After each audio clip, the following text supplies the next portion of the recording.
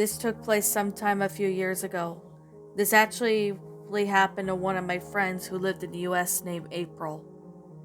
April was around 18 or 19 years old, and she was still looking at trying to get a car from what appears to be on Craigslist.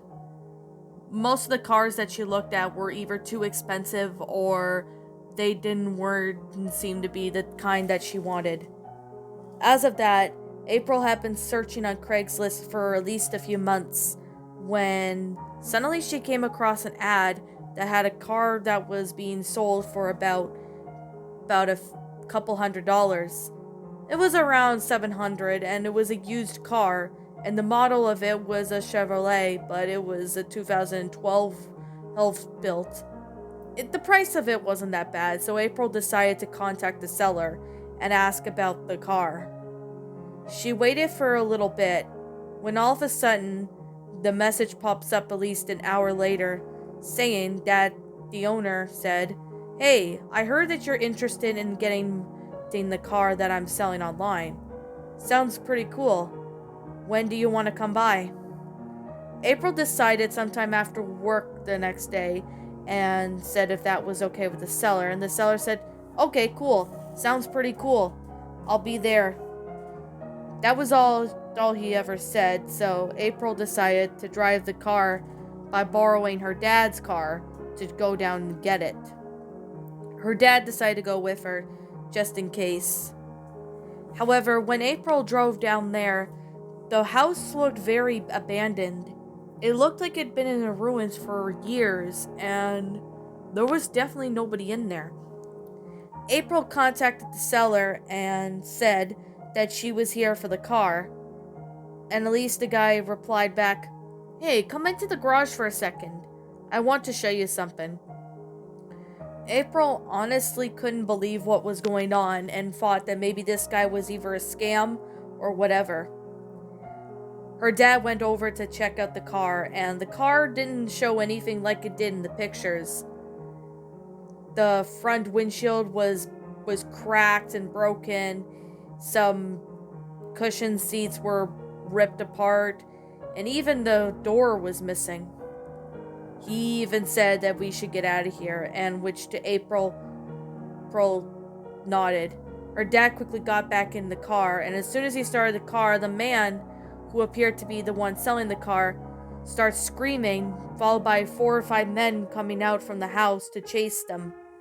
Luckily, April and her dad got out of that area, and once they got back in their town, they reported the authorities about that place and the ad for Craigslist before it was removed. Of course, the police investigated the area, and they really had some very disturbing news to share to April. They said that house had been vacant for a few years and nobody was supposed to be living in there. They still to this day wonder if April and her dad had stayed in there or that place any longer. It was most likely that those people would have robbed them or do something much worse.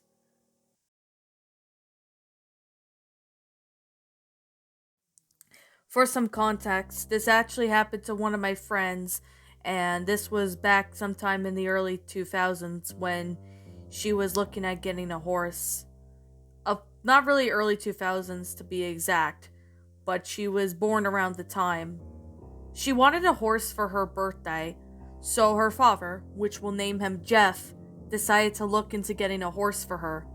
Since they were in California, Upper California, they decided to look into getting some horses off of certain sites. Most of the horses that this young girl that wanted sometime in the early 2000s, since she was born there. She was around 12, and her father, Jeff, decided to get her a horse from Craigslist. There was a few ads for horses that they were available to take home, so Jeff decides to go and see this horse before getting it for his daughter. Now, at the time of this story, this was when Craigslist became something really big. Since this year took place sometime, I guess, 2013, Jeff drove to this one farm area that there was this one girl who appears to be maybe in her middle age, and it appeared to be that her daughter was with her. Jeff walked up to her and said that they were here for the horse, and they said, "Okay, wait over here while I get the horse," the mom said. Of course, at this moment, Jeff waited patiently while the daughter and the mother headed back inside the barn. Jeff waited for a while when the horse came out. It appeared to be the most beautiful horse that they've ever seen. Of course, Jeff pays for the horse and asked if they could board the horse at the barn for a little while. The owner didn't seem to mind and said that as long as Jeff pays the amount, they should be cool. Fast forward to about maybe a week or so later, Jeff and his daughter decided to take a trip up to the farm where Jeff bought the horse to see the horse and see if they could ride it. Although the horse was full trained and all that, Jeff looked up to see that this horse was now nourished.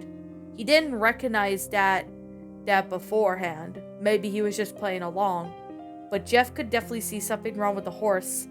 The horse was malnourished and it looked like it had been starving for about a couple days. The bones were visible and the horse was visibly sick. This is when the owners of the property were not at home. So Jeff ended up calling the authorities, the police, and even the vet, and the horse had been taken to a facility where the horse would get fixed up and healed. Of course, the owner, who had that Craigslist ad saying that the horse was for sale, they discovered some more disturbing news to Jeff. Apparently, the owner of the horse that Jeff bought from Craigslist was a person that had been mistreating the horses, giving them lack of food and water, mistreat them whenever they don't obey while riding, and etc. Of course, Jeff's daughter was honestly shocked to hear it.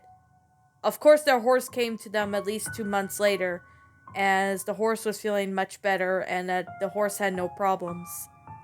They put the horse into another barn, a well-cared barn, and as of that woman, whoever sold that horse to Jeff, didn't even really cared about horses, and she was banned from ever being around animals again.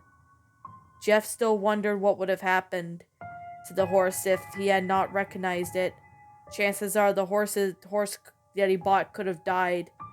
But yet again, Jeff only hopes that owner stays away from animals, especially horses, for a very long time.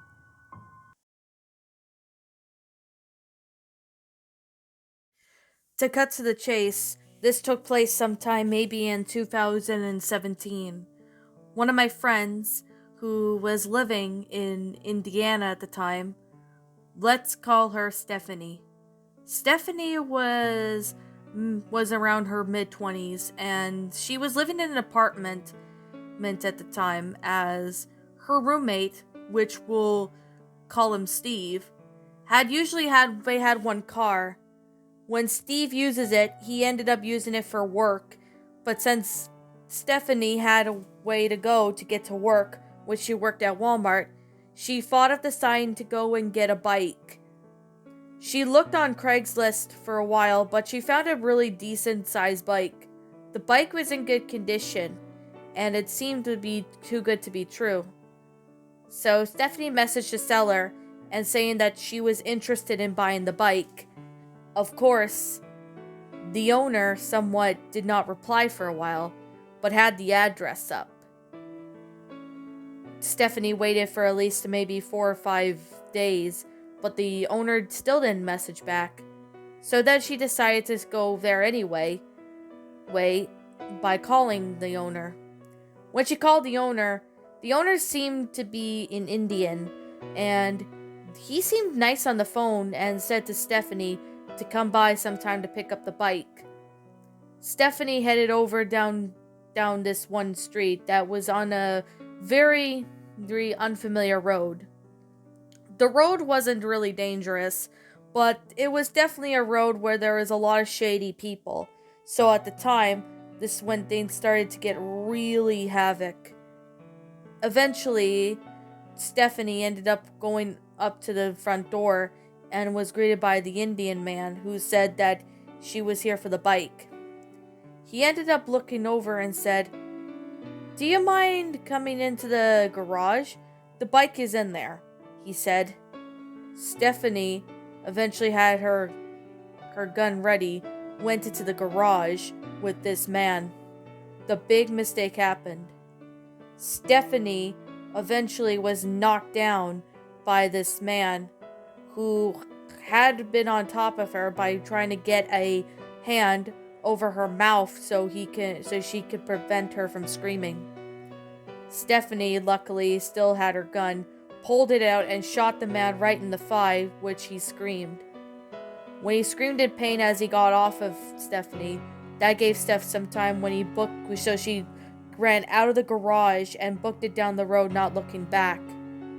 She didn't stop running until she got to the nearest neighborhood she remembers, and she was so exhausted when she got back up to her apartment. She was looking out of her window to see if the man followed her.